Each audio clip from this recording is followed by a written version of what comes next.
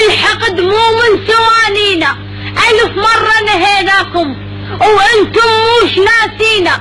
تعرفون ظلم صدام وتعرفون ماضينا، بحرب القادسية صار وش فعلت مواضينا.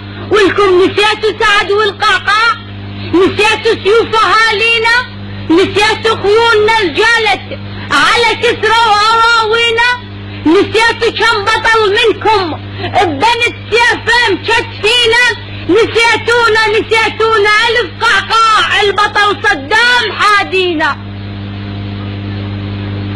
عماكم شاهل معمم خميني الكافر ودينا، عماكم شاهل معمم خميني الكافر ودينا.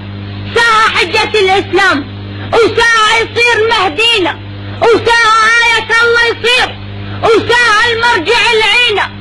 ساعة حجة الإسلام وساعة يصير مهدينا، وساعة آية الله يصير وساعة المرجع العينة. شعوب إيران دمرها ومن حقد عمت عينه، سنة وشهور ليعاند الحرب حامم ميادينا، سنة وشهور ليعاند الحرب حامم ميادينا. حسبتوا الحرب لو طالت تحتلون راضينا، حسبتوا الحرب لو طالت تحتلون راضينا. لكن هيهات 1000 هيهات ما طول النفس بينا، الحرب خل تظل 10 سنين ما تتعب ايادينا. وحق صدام مستورة، وحق صدام مستورة، وحق صدام مستورة. تظل روح النصر بينا، تظل روح النصر بينا.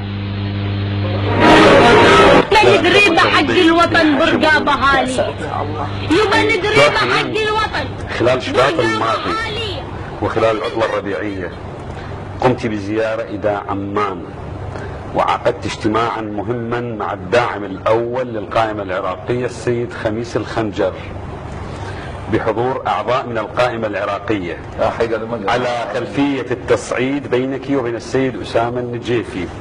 ما الذي تم الاتفاق عليه في هذا اللقاء، ولماذا انخفضت حدة تصريحاتك المنتقدة برئيس مجلس النواب بعد هذا الاجتماع؟